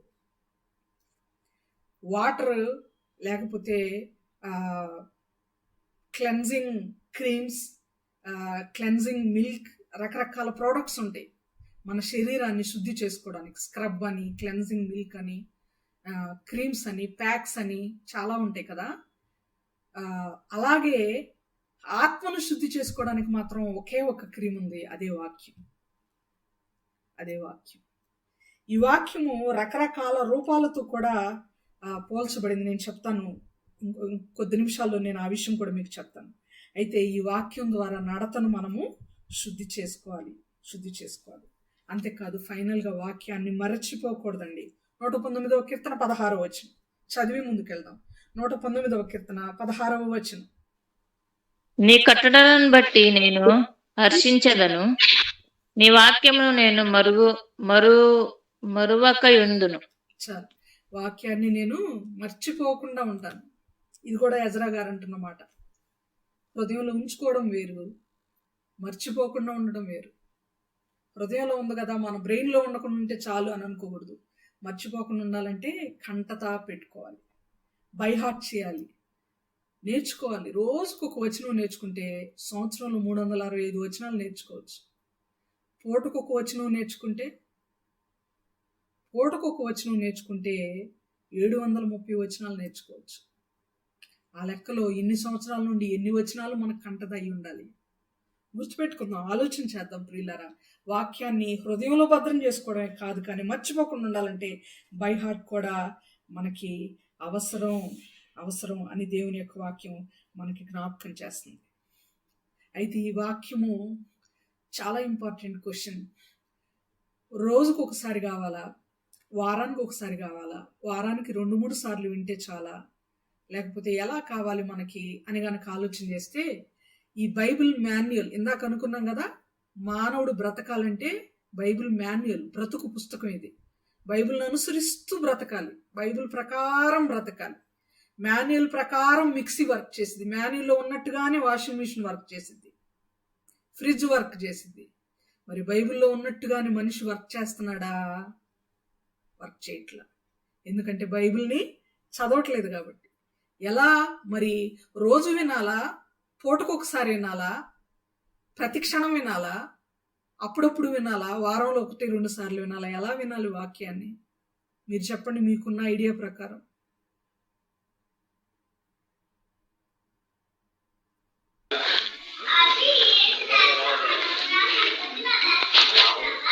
సిస్టర్ గారు ఇంకోసారి చెప్పండి. వాక్యం మనము రోజు వినాలా, రోజు ఒకసారి వినాలా, లేకపోతే రోజు 2 సార్లు వినాలా, వారంలో 2-3 సార్లు వింటే సరిపోతుందా, ఒక్కసారి వారానికి వింటే సరిపోతుందా? ఎలా వినాలి వాక్యాన్ని? ఎలా వినాలని దేవుని యొక్క వాక్యం సెలవిస్తుంది. వాక్యం మనకి ఎన్నిసార్లైనా వినాలి సిస్టర్ గారు, ఎన్నిసార్లు విన్నా తృప్తి లేదు.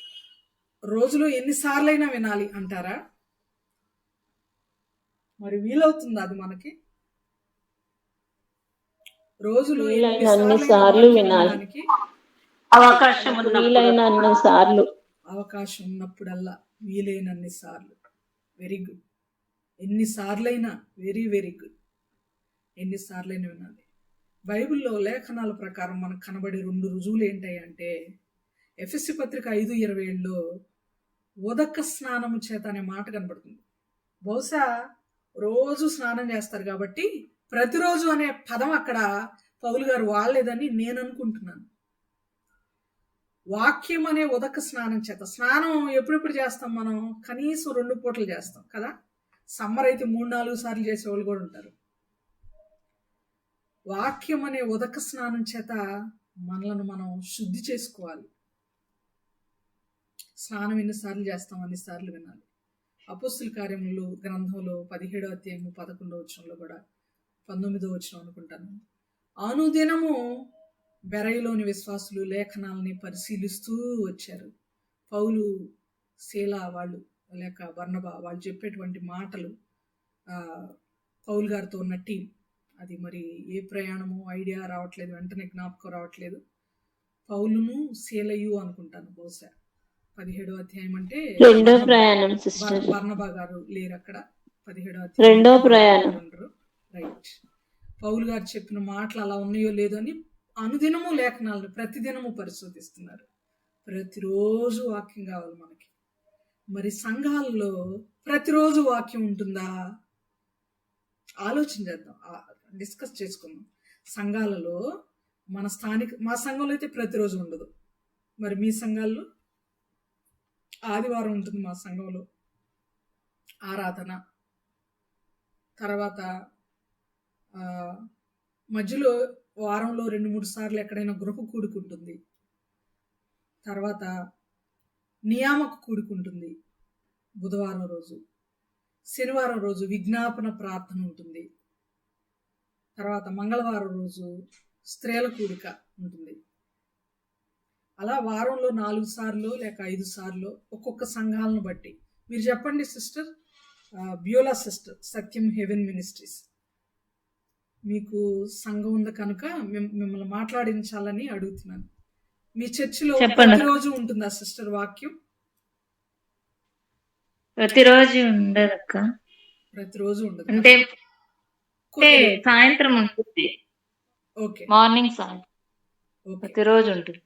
చర్చిల్లో ఏ చర్చిలోనైనా ప్రతిరోజు చర్చిలో మాత్రం నేను గూగుల్ మీట్ మామూలుగా, నేను గూగుల్ కాన్ఫరెన్స్ అడగట్లేదు సిస్టర్, సంఘంలో అన్నాను. లేదు ప్రతిరోజు లేదు. ప్రతిరోజు ఏ చర్చిలో ఉండదు. కొన్ని దినాలు ఉంటుంది, 4 రోజులు 5 రోజులు లేక 3 రోజులు ఉంటుంది. మీరు వెళ్ళే చర్చిలో కూడా అంతే కదా ఆంటీ, విజయలక్ష్మి ఆంటీ? సిస్టర్ గారు ప్రతిరోజు ఉంటుందమ్మా? ప్రతిరోజు ఉంటుంది సిస్టర్ గారు మాకు ప్రేయర్. సంఘంలోనా చర్చిలోనా? చర్చిలో ప్రతిరోజు ప్రేయర్ బ్యాండ్ ఉంటది. ఉదయం 10 గంటల నుంచి సాయంత్రం 6 వరకు ఉంటది. ప్రతిరోజు ఉంటది.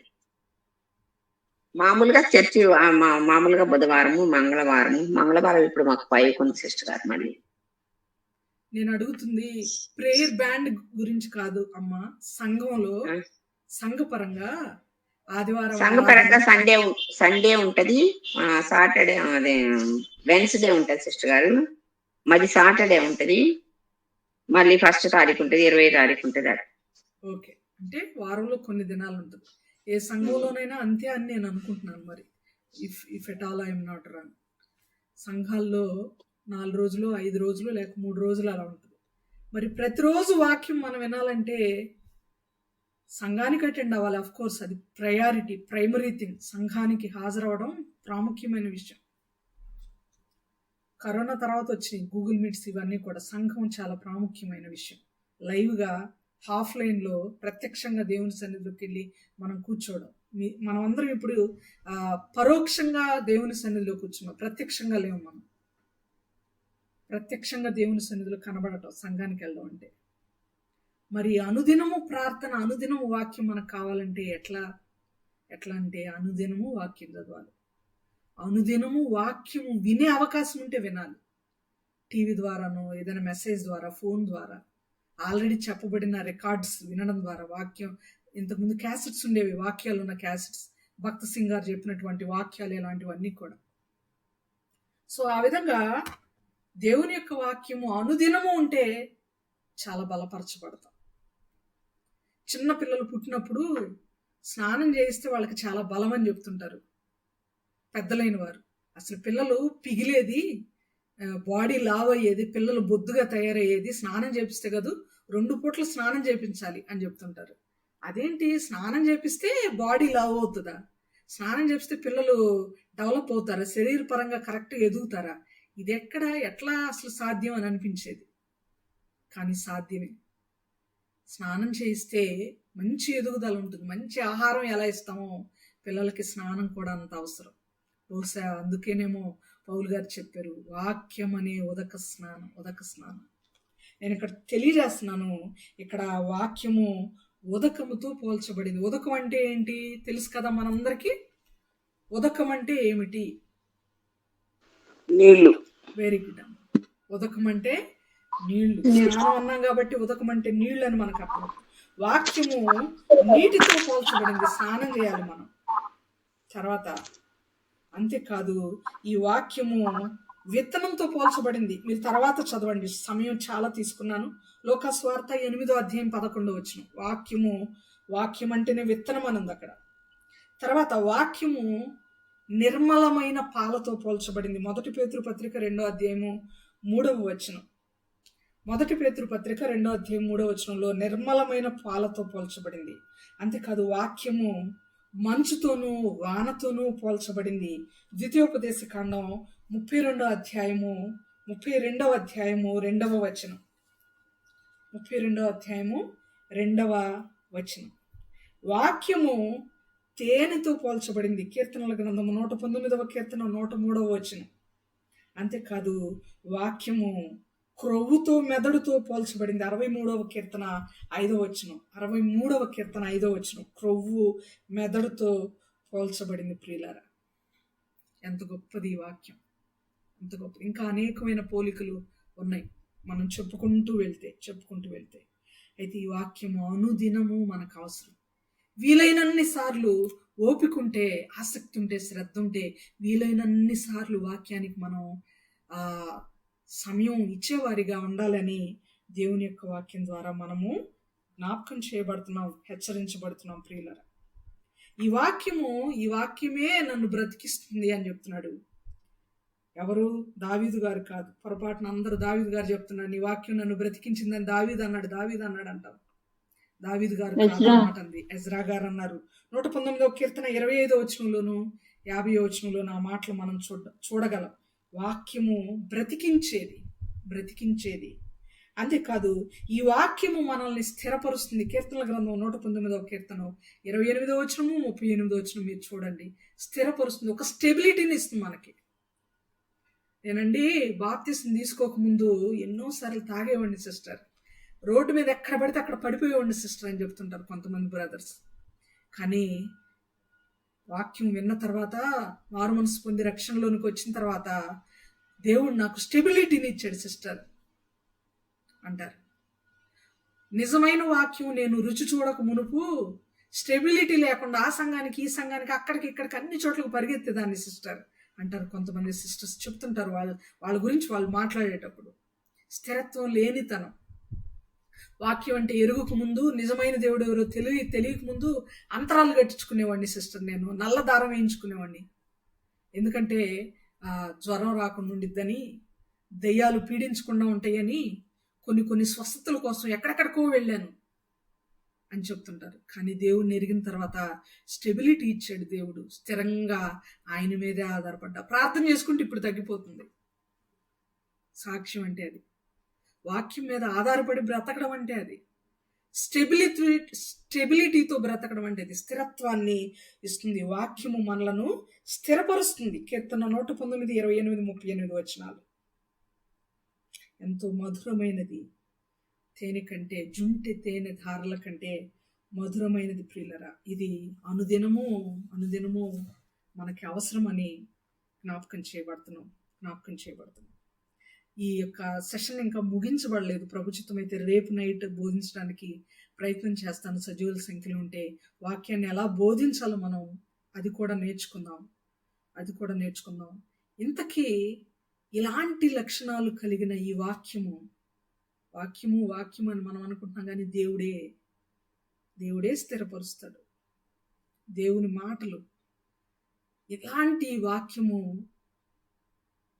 దెస్సలోనిక సంఘస్థుల ద్వారా మ్రోగిందంట. మాసిదోనియలోను అకయలోను దెస్సలోనిక సంఘస్థుల ద్వారా ఈ వాక్యము మ్రోగిందంట. నిన్న విచిత్రమైన మోతలు వినాల్సి వచ్చింది. నిన్నంత హెడ్ఏక్. మానసికంగా శారీరకంగా అలిసిపోయి ఉన్నాను నేనైతే. అన్ని మారుమ్రోగుతున్నాయి. నిజ దైవము కాని విషయాలలో ఇంతటి సౌండ్స్ వినపడుతుంటే నిజమైన దేవుని పట్ల మనం ఎందుకు మారు మ్రోగించలేకపోతున్నాం? మారు మ్రోగాలంటే ముందు మన దగ్గర ఉండాలి మోత. ముందు మనం ఇన్స్పైర్ అవ్వాలి, ముందు మనకి చెప్పాలనే తలంపు రావాలి, ముందు మనం వాక్యానికి విలువ ఇవ్వాలి. వాక్యం మన దగ్గర ఉంటే కదా తర్వాత మనం మారు మ్రోగించగలం. ఒక చిన్నది ఉంది బైబిల్లో, ఒక చిన్నవాడు కూడా ఉన్నాడు. చాలా చిన్నదే, ఆమె చిన్నదని మాత్రమే రాయబడింది. నయమాను కుష్ఠరోగం బాగవడానికి ఒక మెసేజ్ ఇచ్చింది పనిచేస్తున్నటువంటి తన యజమానురాలికి, నయమానుకి. చిన్నదే, కానీ బైబిల్లో తన పేరు పెద్దగా మారుమ్రోగింది. ఒక చిన్నవాడు, ఎంతో పెద్ద ఆస్తిపరుడు కాదు, జస్ట్ గొర్రెలు మేపుకుంటూ వచ్చాడు. పచ్చికులు అందరూ వాక్యం ఏంటంటే నేను కూడా విందామని వెళ్ళాడు. పెద్ద మోతాదులో పెద్ద క్వాంటిటీలో కూడా ఆహారం లేదు ఆయన దగ్గర. 5 రొట్టెలు 2 చిన్న చేపలే, ఒక చిన్నవాడే. కానీ ఆయన పేరు లేకపోయిన ఒక చిన్నవాడు అనేటువంటి పదంతో సువార్తల్లో మారుమ్రోగాడు. కారణం ఏంటంటే తనకు కలిగినది దేవుని పాదాల దగ్గరికి తీసుకొచ్చి అయ్యా అందరికి పంచిపెట్టని చెప్పాడు. తన దగ్గర ఏముందో అది స్ప్రెడ్ అవ్వాలని కోరుకున్నాడు ఆ చిన్నవాడు. ఈ చిన్నది తనకేమి తెలుసో దాని ద్వారా నయమాను స్వస్థపరచబడాలి అని కోరుకుంది. చాలా లోతైన మర్మాలు ఉన్నాయి అక్కడ. కేవలం పై స్వస్థత కాదది. యోర్దానులో మునగటం అంటే మామూలు స్వస్థత కాదు, ఆత్మీయ స్వస్థత. కుష్ఠరోగం అంటే మామూలు కుష్టు కాదు, పాపం అనే కుష్టు. స్వార్థ చెప్పింది అక్కడ. ఒక చిన్నది, హృదే అనేటువంటి పేరు కలిగిన చిన్నది. 12వ అధ్యాయం మార్కు స్వార్థ, ఐ థింక్ సో. పేతురు వచ్చి డోర్ తడుతూ ఉంటే జాగ్రత్తగా ఆలకించింది. మార్కు తల్లి అయిన మరీ ఇంట్లో అందరూ కూడుకొని వాక్యం చెప్పుకుంటా ప్రార్థన జరుపుకుంటా ఉంటే జాగ్రత్తగా ఆలకించడానికి వచ్చింది ఆ చిన్నది. ఒక చిన్నది, రోదే కూడా చిన్నదే. ఆలకించి పేతురు స్వరాన్ని గుర్తుపట్టింది. ఆయన వచ్చాడు, తలుపు నొద్ద నిల్చుని తడుతున్నాడని చెప్పింది. నీకేమన్నా పిచ్చా, మైండ్ పని చేయట్లేదా అన్నారు. లేదు, నేను చెప్తుంది స్ట్రాంగ్, మీరు నమ్మాలంతే అని అంది సువార్త. తలుపు నొద్ద నిలుచుండి తట్టుచున్నాడు దేవుడు అని చెప్పడం సువార్త. అందరూ విని నిర్ఘాంతపోయారంట. పేతురు చూసి డోర్ తీసి ఓపెన్ చేయగానే పేతురు ఎదురుకున్నాడు.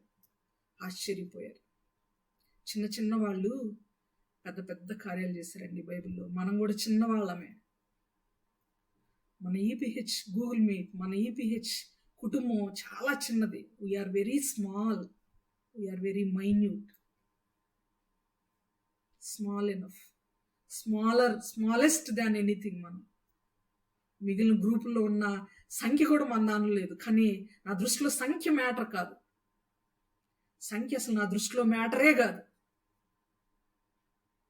గ్రూప్లో ఉన్న వాళ్ళు 65-70 మంది అయినా ఈపీహెచ్ ఫ్యామిలీలో ఉన్న వాళ్ళు మాత్రం మనమే, మీరే కనబడుతున్న మీరే.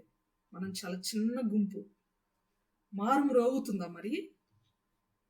మనము ఆత్మీయంగా డెవలప్ అవుతున్నామా? వాక్యాన్ని మారుమ్రోగిస్తున్నామా? వాక్యాన్ని ప్రబలేలా చేస్తున్నామా అని కనుక ఆలోచన చేస్తే,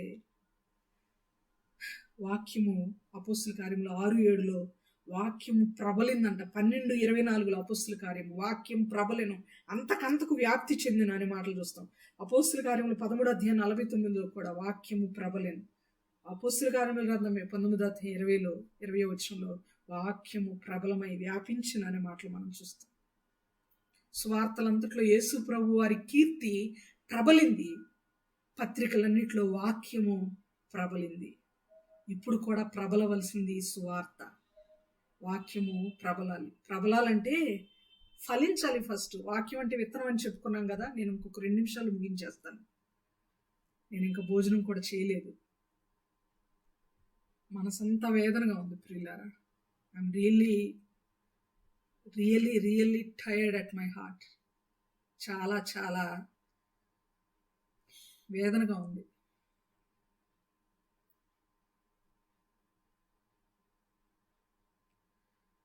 డిసెంబర్ 20వ తారీఖున మన గూగుల్ మీట్ స్టార్ట్ చేసుకుంటే డిసెంబర్ 2022లో స్టార్ట్ చేస్తే 23 డిసెంబర్కి 1 ఇయర్ అయిపోయింది.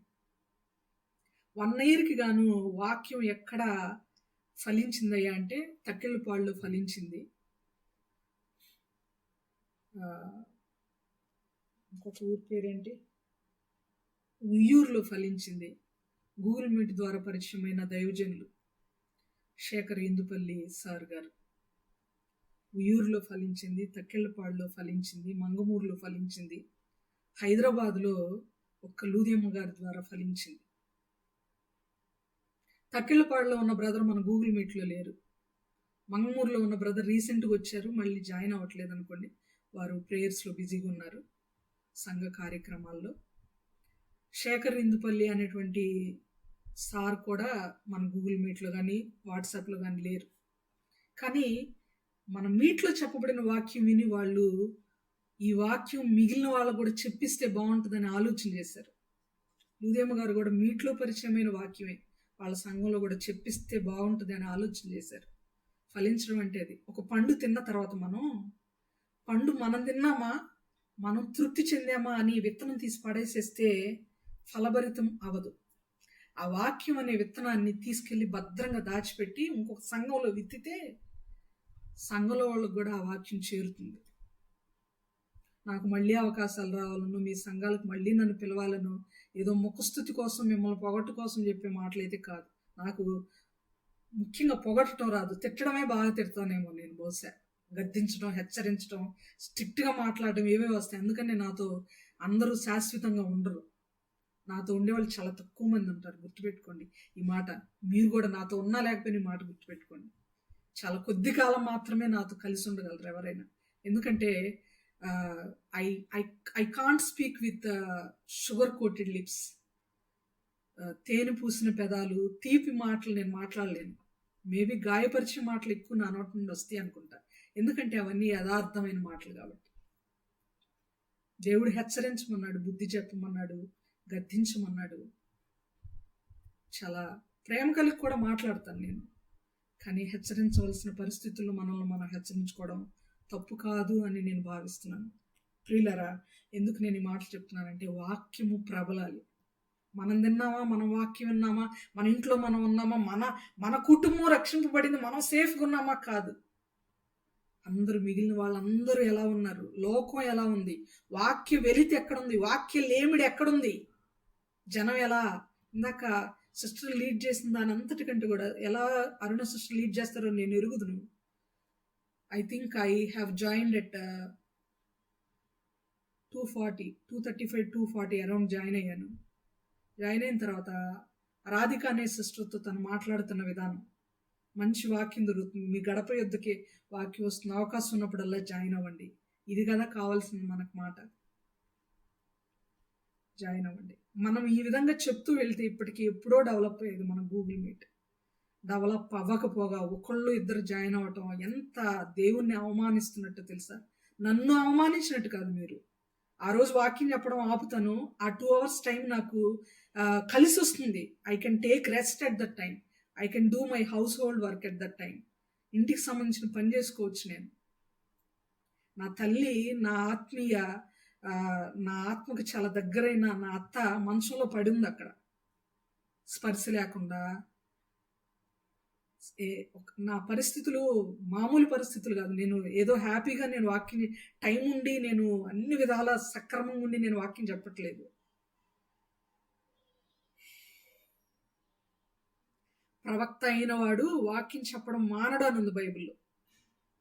వాక్యం పరిగెత్తుందంట. 147 కీర్తన 15వ వచనంలో ఉంది. ప్రవక్త అయితే వాక్యం చెప్పకుండా మానడు అనే మాట ఉంది బైబిల్లో. మృదువైన మాటలు కదా, హెచ్చరికలు ఉండాలి అని ఉంది బైబిల్లో. యెషయా 30:10. పరిస్థితులన్నీ బాగుండి చెప్పడం కాదండి, ఇది దేవుని పని, ఆపకూడదు. ప్రకటించుట, నేను వాక్యము సువార్త ప్రకటించిన ఎడల నాకు శ్రమ అన్నాడు పౌలు గారు. మనకి శ్రమ రాకూడదు, మనం ఆత్మీయంగా బలపడాలి. మన వాక్యం వినేవాళ్ళు, గౌరవించేవాళ్ళు 2-3 వాక్యం చెప్పాలి అని మమ్మల్ని మేము మౌలు చేసుకొని, మమ్మల్ని మేము నలగొట్టుకొని, ఇరికించుకొని ఇరుక్కుపోయి చెప్తున్నాం అనమాట వాక్యం.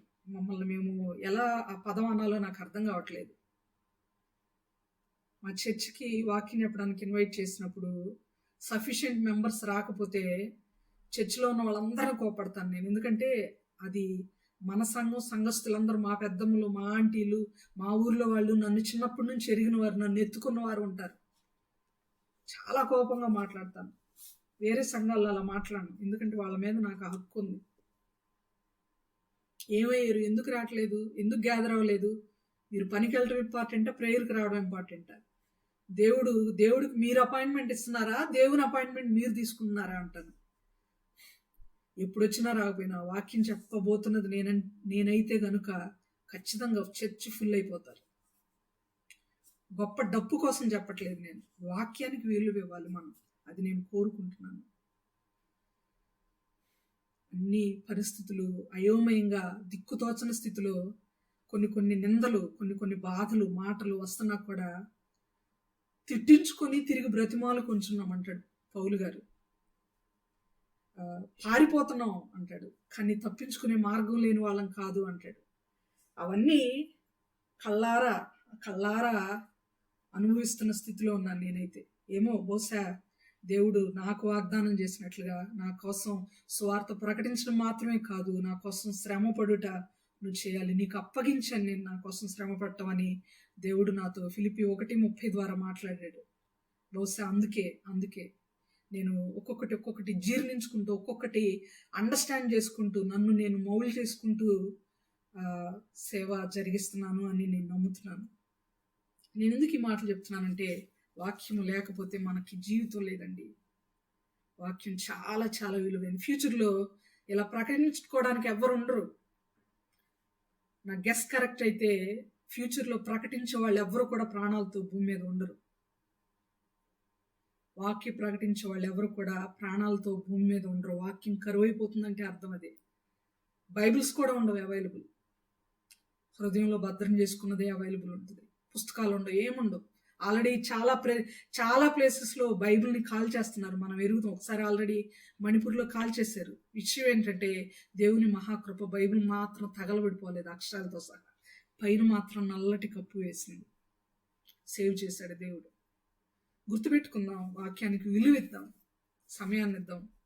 ఇదంతా just because of just for 1.5 or 2 hours 2 hours time కొరకే మిమ్మల్ని ఎంతగా బ్రతిమాలడం. వచ్చే మీ గురించి కాదు నేను మాట్లాడుతాను, రాని వారి గురించి. మరి ముఖ్యంగా నేను మాట్లాడేది, ఎప్పుడు నేను చెప్తున్నాను ఈ మాట, మీరు గుర్తుపెట్టుకోవాలి. చిన్నవాళ్ళమైన మనం మరి ఎక్కువ గుర్తుపెట్టుకోవాలి. దేవోర్ అమ్మకో, లూది అమ్మకో, ఆశీర్వాదం అమ్మకో, విజయలక్ష్మి ఆంటీకో, ఇంకెవరు దయామణి అమ్మకో, వీళ్ళకి మనం వాక్యం చెప్పే అంత డోళం కాదు. వాళ్ళ దగ్గర మనం నేర్చుకోవాలి. వాళ్ళ అనుభవాల ద్వారా మనం నేర్చుకుంటున్న వారు. వాళ్ళు కూడా వచ్చి వింటున్నారంటే వాక్యానికి వాళ్ళు ఇచ్చే విలువ, వాళ్ళు వేసే పెద్దపీట, వాక్యానికి దేవునికి వాళ్ళు ఇచ్చే గౌరవం, అది మనకంత కాదు. మనం ఏదో బాగా చదువుతామని కాదు వాళ్ళు వచ్చింది, దేవునికి వాళ్ళు ఇస్తున్నటువంటి గౌరవం. కాబట్టి ప్రియులారా, మనం గుర్తుపెట్టుకోవాలి, చిన్నలమైన మనము వినయంతో, భయభక్తులతో, వాక్యం అంటే గౌరవంతో, ముఖ్యంగా ఇంతటి విలువైన వాక్యాన్ని, ఇదే మన జీవితం, ఇదే మన ఆస్తి, దేవుడు మనకు రాసిచ్చిన నిబంధన పత్రం. దీన్ని గౌరవించి, ప్రేమించి మనం రెగ్యులర్గా దాన్ని స్వీకరించే వారిగా ఉందాం. ఈ వాక్యము మ్రోగెను అనేటువంటి అంశం అప్పుడే అయిపోలేదు. Part 1గా దీన్ని పరిగణిస్తూ Part 2లో మనం వివరించుకుందాం మిగిలిన విషయాలు. అప్పటి వరకు ప్రభు కృప మనకు తోడైండును గాక. ఆమెన్. దేవుడి కొద్ది మాటలు మనందరి కొరకు దీవించి ఆశీర్వదించును గాక. ఆమెన్. ఈ ప్రక్రియలో, ఇలా మాట్లాడే ప్రక్రియలో నేను ఎవరిని నొప్పించాలనే భావన అసలు లేదు నాకు, 0% కూడా లేదు. కేవలం మన ఈపీహెచ్ ఫ్యామిలీ అనేది ఒక ఆత్మీయ కుటుంబంగా, ఒక లివింగ్ బైబిల్గా అన్నాను నేను లాస్ట్ టైం. ఒక మంచి వాక్య నిధిగా మనం తయారవ్వాలి అని నా ఆశ, కోరిక. ఇంతమందిలో ఒక్కళ్ళైనా అద్భుతమైన వాక్యాలు